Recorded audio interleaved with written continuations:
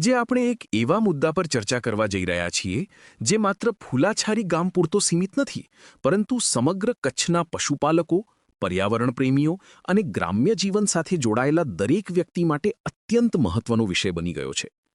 નખત્રાણા તાલુકાના ફૂલાય ગામ તેમજ આસપાસના વિસ્તારોની ગૌચર, ચરિયાણ અને સરકારી જમીન અંગે ગ્રામજનોએ ગંભીર ગેરરીતિના આક્ષેપો સાથે કચ્છ જિલ્લા કલેક્ટરને રજૂઆત કરી છે. ગ્રામજનોનો આક્ષેપ છે કે વર્ષોથી પશુઓના ચરિયાણ અને ગામના જીવનાધાર તરીકે ઉપયોગમાં આવતી જમીનને બિનખેતી તરીકે દર્શાવવાની પ્રક્રિયા ચાલી રહી છે. આ મુદ્દે એક તરફ વિકાસ અને સોલાર પ્રોજેક્ટની વાત છે, તો બીજી તરફ ગ્રામજનોના હકો, પશુપાલન, પર્યાવરણ અને ભવિષ્યની ચિંતા પણ છે. પ્રશ્ન એ છે કે વિકાસ અને પર્યાવરણ વચ્ચે સંતુલન કેવી રીતે જળવાઈ શકે? શું ગ્રામજનોની માંગ યોગ્ય છે? અને શું તંત્ર આ મામલે પારદર્શક તપાસ કરશે? તો ચાલો શરૂ કરીએ આજનો વિશેષ ટોક શો. નમસ્કાર દર્શક મિત્રો, ચંચળ ન્યૂઝના ફેસ ટુ ફેસ કાર્યક્રમમાં આપનું સ્વાગત છે. હું છું સંજય ઉપાધ્યાય. આજે વાત કરવી છે કચ્છની પ્રાકૃતિક સંપદાની. ઉદ્યોગે આવ્યા પછી તેમાં નિરંતર ઘસારો થતો જાય છે.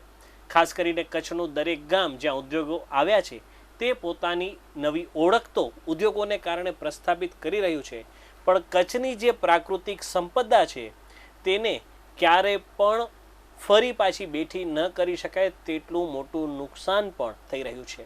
અને આવી જ સંપદાને બચાવવાનો સમય હવે આવ્યો છે.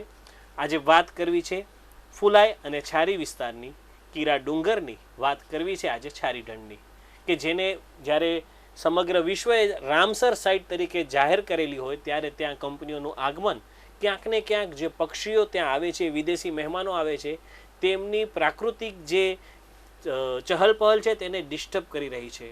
ફોરેસ્ટ ખાતાએ શું કામગીરી કરી, સરકાર શું વિચારી રહી છે, આ બધું તો આપણે ચર્ચા કરીશું. પણ જે ફૂલાય અને છારી વિસ્તારમાં હાલે શું પરિસ્થિતિ છે ગ્રામજનોની પોતાની, કે 7 પેઢીથી તેઓ અહીં રહી રહ્યા છે, પણ હવે તેમણે સાબિત કરવાનું છે કે 7 પેઢીથી તેઓ અહીં રહે છે.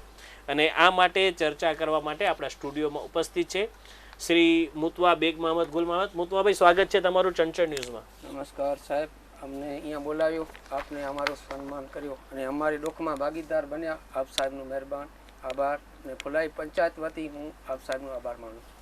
મુતવાભાઈ, સૌપ્રથમ જણાવો કે દર્શકોને કે એકચ્યુઅલી ફુલાઈ છારી વિસ્તારમાં હાલે કેવો માહોલ છે અને શું મુશ્કેલી છે જેના માટે તમારે રજૂઆત કરવા માટે ભુજ સુધી આવવું પડ્યું છે? અમારા વિસ્તારમાં એટીપીસી કંપનીના સાહેબો આવ્યા છે, તો લગભગ 5 દિવસ થયા. જે અમારી ગામતળની જમીન છે, ગૌચરની જમીન છે, કબ્રસ્તાનની જમીન છે, અજોરિયા વાંડ ગામ છે, મોતીચોરના 10-15 ખેતર છે, રેવન્યુ ખાતાના જેના 7-12 પર છે, એમાં પણ એને નકશો જે 3 વર્ષ પહેલાં જે સમય અધિકારી હતા તે બનાવ્યો હતો, પણ ગામ લોકોને નથી પૂછ્યો, પંચાયતની એનઓસી નથી લીધી. એ બધું ગેરકાયદેસર કામ થયું છે.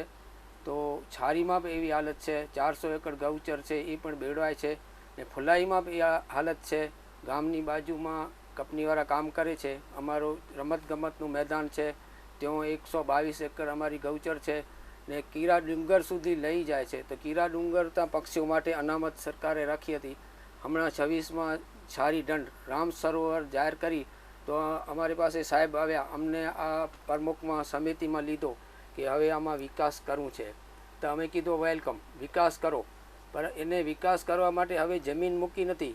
જંગલ ખાતાવાળે એનઓસી આપી દીધી છે કે છારી દંડથી 500 મીટર દૂર અમારી હદ આવતી નથી. તો એને એનઓસી મળી ગઈ. તે કે અમને એનઓસી મળી ગઈ તો અમે કામ કરીએ છીએ. તો છારી દંડમાં હવે તો કંઈ બાકી રહ્યું નથી જેનું એ રોકાણ કરે કે વિકાસ કરે, ખાલી પાણી રહેશે. તો અમારો એ માંગણી છે કે જે તે સમયે નકશો બન્યો છે એ રીસર્વે થાય, નકશો ફરીથી નકશો બને ને ફરીથી અમારા ગામોવાળા લોકોને સાથે રાખી નકશો બનાવી એટીપીસી કંપની વિકાસ કરે એને સાથે અમારો કોઈ વાંધો નથી. પણ 3 કિલોમીટર હટાવી જમીનમાં અંદર જાય, પછી સ્થાનિકોને સાથે રાખે, પછી જ્યાં ગામ છે ત્યાં ગામ મૂકે, ખેતર હોય, ગૌચર હોય, બધી મૂકે, પછી નકશો બનાવી ને પછી ભલે કામગીરી કરે. પણ આ નકશો બોગસ છે, આ નકશા ઉપર હલશે તો અમે સમય 7 પેઢીથી બેસીએ છીએ, પણ માલધારી છે. અમારો ભવિષ્ય માલ ઉપર છે. અમારી ફુલાઈ જૂથ ગ્રામ પંચાયતમાં 11 ગામ છે, 15,000 પશુ છે. મેન અમારો વિષય છે પશુઓ ઉપર. નહીં પશુ ન રહે તો અમે પણ ન રહી શકીએ. કરતાં 11 ગામો માટે બીજી કોઈ જમીન સથરાત કરી ગામ વસાવટ માટે આપે તો ભલે, કરતાં આ કંપની રહી એને આગળ પાછળ હટાવે 3 કિલોમીટર ને ફરીથી નકશો બનાવે. એ અમારી આજે કલેક્ટર સાહેબને મળવા આવ્યા, આવેદન પત્ર આપ્યો ને ત્યાં અમારી રજૂઆત પણ સાંભળી. સાહેબ કીધું કે અમારી એ રજૂઆત છે, જ્યાં સુધી નવો નકશો ન બને ત્યાં સુધી આ કંપનીનું કામ બંધ રાખવામાં આવે, ન તો અમારો તો ગંભીર હાલત થઈ જશે. અમને ભય ખાઈ ગયું છે કે આ અમારી પાક જમીન છે, પક્ષીઓ માટે, પશુઓ માટે, એમાં કેટલો કરતૂત ગુનાહ થશે ને અમે ક્યાં ઉઠી બેઠી નહીં શકો. તો અમારી સાથે આ જુલમ છે. તો આપ સાહેબ અમને સાંભળ્યો. ઉદ્ધવભાઈ, તમને પૂછવા માંગીશ કે તમારો જે આખો વિસ્તાર છે કેટલો મોટો વિસ્તાર છે, કેટલી પંચાયતો આવેલી છે, એ વિશે થોડીક માહિતી આપો. પંચાયત અમારી ફુલાઈ જૂથ ગ્રામ પંચાયતમાં એક જ છે ને એમાં 11 ગામ છે. મોટી જમીન છે, 11,000 હેક્ટર જમીન છે. એમાં લગભગ નદીઓ, નારા, ડુંગર બધા પહાડ કાઢીએ તો ખેતીવાડીના ખેતર પણ અમુક અમારી પાસે છે. અમુક એવા માણસો છે ગામમાં 50-50 કુટુંબ પાસે 10 એકર જમીન નથી. તો પહેલાં તો ખરેખર એને 10 એકર આપવી જોઈએ. પછી પશુઓ માટે ગૌચર ખપે, પછી ગામતળ ખપે, પછી કબ્રસ્તાન ખપે. અમારો માણસોનો હક પહેલો જોઈએ, પછી પશુઓનો હક, પછી પક્ષીઓ જે આવે છે સાહેબ, ત્યાં બધા આવે. કીરો ડુંગર છે, ત્યાં સાંજના ટાઈમમાં એવી જગ્યાએ સુંદર છે, જોવાલાયક છે. વિદેશી પક્ષીઓ આવે છે અહીંયા, જ્યારે વરસાદ પડે 1 મહિના પછી એવો સુંદર મજાનું સાંજના ટાઈમમાં હોય. બધા પક્ષીઓ અહીંયા ચણવા આવે છે. એ ઘાસ થાય છે, એનું ચણું છે, એ ઘાસની પાળથી ચૂણે છે. તો કુંજો આવે છે ને હું તો આપની માધ્યમથી બધાય સસ્તાવાળા પક્ષી પ્રેમને જણાવું છું કે આપ સબ આગળ આવો, આ જમીન બચાવો. ન તો પક્ષી નહીં આવે ને છારી દંડમાં પાણી નહીં જાય. આ કંપની થશે તો ત્યાં જે લોકો રહે છે અત્યારે કેટલી વસ્તી છે એપ્રોક્સ?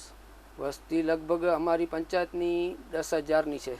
અને જે તમે કીધું મુખ્ય વ્યવસાય માલધારી છે, તો કેટલા પશુઓ ત્યાં હશે? પશુ આખી પંચાયતમાં 10,000 ભેંસો છે, 6,000 ઘેટા બકરા છે, 5,000 ઊંટ છે. છારી દંડ ઉપર રહે છે, જેનું દૂધ હમણાં વેચે છે ઊંટવાળા.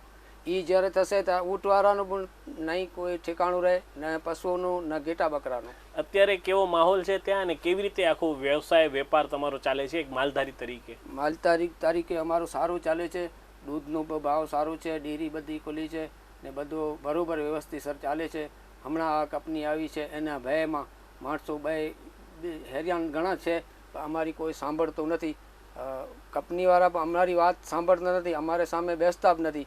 નકશો નથી બતાવતા કે ક્યાં નકશો તમારો છે, કે તમારું ગામ આવે છે, કે કબ્રસ્તાન આવે છે, કે ખેતર આવે છે, કે ગૌચર આવે છે. અમારી સામે બેસતા નથી. કેટલા વર્ષોથી ત્યાં રહો છો? અમારે 7 પેઢીથી. અમારે 7 પેઢી પણ પહેલાં કહેતા હતા કે અહીંયા છારી ફુલાઈમાં છારી ગામ છે, એમાં 100 વર્ષ પહેલાં આ કોરોના જેવો હાલત આવી હતી ત્યારે માણસો એ ગામ આખો મૂકી ગયા. 100 ઘર સોનારાના હતા.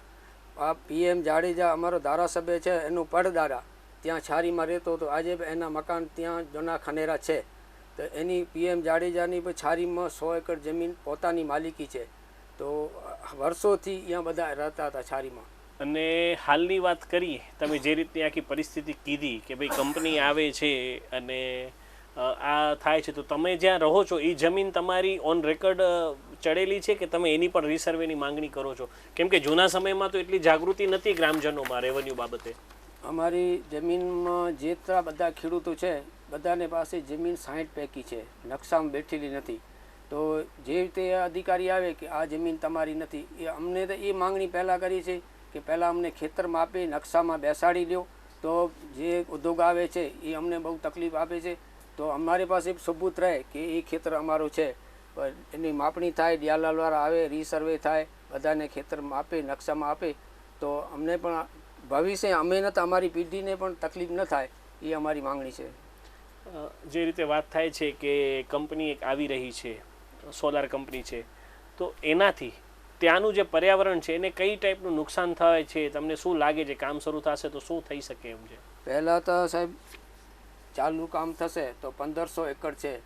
તો ફુલાઈ ગામથી મોતીચોર અજોરિયા ગામ વચ્ચે ને આખો કીરો ડુંગર ને આ કીરા ડુંગર ને છારી દંડ વચ્ચે પર્યાવરણની જે જમીન છે હકીકતમાં જ્યાં છારીદંડ રામ સરોવર છે ત્યાં 10 કિલોમીટર અંતર પર્યાવરણ હોવું જોઈએ, પણ એને પર્યાવરણ પણ લાગ્યું નથી. તો આ જમીન બધી કંપનીમાં જતી રહેશે તો અહીંયા માલનું કે પક્ષીઓનું કે અવર જવર રસ્તાનું કોઈ બાકી રહેશે નહીં, ખાલી કંપની રહેશે, માણસો પણ નહીં રહે. રહેવાનું હવે રહેતો નથી કે અમે અહીંયા રહી શકીએ.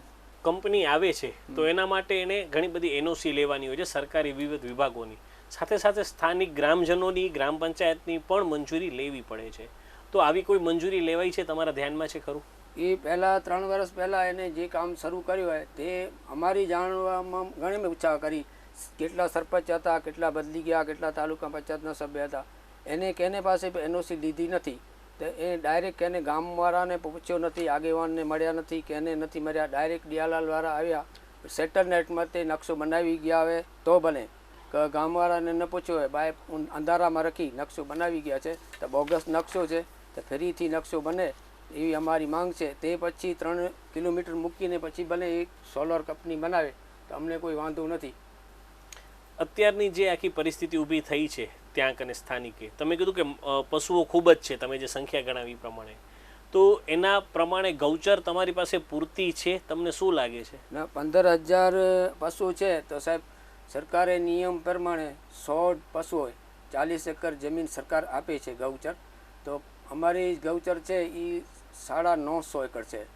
હજી તો અમને ઘણી ગૌચર જોઈએ છે કે પહેલાં આ પશુઓની જેટલો હક થાય એટલો પશુઓને આપે, પછી ગામ તળનું આપે, પછી કબ્રસ્તાનનું આપે, પછી જેના ખેતર બેડવાય છે એનો ખેતરવાળાને 60 પૈકી જમીન છે તો એનો ખેતર કાઢી આપે. પછી જે ગૌચર છે એ ગૌચર અમે માપી આપી. પછી જે વધતી હોય જમીન તો પક્ષીઓ માટે અનામત રાખે, પશુઓ માટે અનામત રાખે. રેવન્યુ ખાતાની જમીન છે પંચાયતની, પહેલાં તો ગામનો હક હોય, પંચાયતનો હક હોય, પછી કંપનીવાળાને આપે. તો આ જે આખી પ્રક્રિયા છે, તમને ક્યારે ખબર પડી કે આમાં અમારી સહમતિ નથી થઈ, આનાથી અમને નુકસાન થાય છે, અને પછી કઈ રીતે તમે લડત શરૂ કરી છે? અમને પહેલાં તો ખબર નથી, પણ 5-8 દિવસ થયા અમે એમાં ચાયની એક રિસોર્ટ હોટલ છે ત્યાં બેઠા હતા તો 10-15 ગાડી પોલીસની આવી. તો આવીને અમને કીધું કે તમે ઉઠશો નહીં, આ કંપનીવાળા કામ શરૂ કરે છે. બધા ભેગા હતા અમારી સાથે આગેવાન, તો કંપનીવાળા જીસીપી ચાલુ કરી દીધો. પછી અમે કીધું સાહેબ અમારી સાથે એને બેસાડો, નકશો બતાવો ક્યાં ક્યાં છે. તો કે તમે કલેક્ટર સાહેબને મળો, રજૂઆત કરો, અમારી સાથે વાત ન કરો, અમને તો ઉપરથી ઓર્ડર છે, તો તમે ઝઘડશો તો અમે તમને પકડી લેશું. પણ એની સાથે તમે ઝઘડો ન, તમે ન્યાય માટે કલેક્ટરમાં જાઓ કે કોર્ટમાં જાઓ કે સરકારમાં જાઓ. અમે ત્યાં સરકારમાં જાશું, અમને ન્યાય મળ્યો ન મળ્યો તો અમે કોર્ટમાં જશું, પણ અમને તો અમારે માટે લડત ચાલુ રાખશું. તો તમે ક્યાં ક્યાં રજૂઆતો કરી છે અત્યાર સુધી?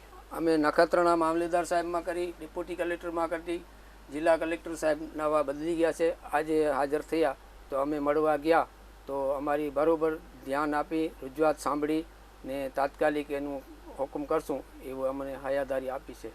ધારાસભ્યનો કેવો પ્રતિસાદ મળ્યો છે તમને? ધારાસભ્યને અમને બહુ પ્રતિસાદ મળ્યો છે. અમારો તો હું ગામનું છે, ફુલાઈ જૂથ ગ્રામ પંચાયત સાથે હંમેશા સંકળાયેલો છે, અમારા પરિવાર જેવો છે. જાડેજા આ રાજાશાહી વખતમાં પણ એ ખેતર જે છે 59 ખેતર નકશામાં બેઠેલા જાય એને જાડેજા ન હતા. પછી રાજાશાહી નાબૂદ થઈ પછી અમારા લોકોને મળ્યા છે, ત્યારે પણ એ રાજાશાહી વખત અમે એના લોક હતા.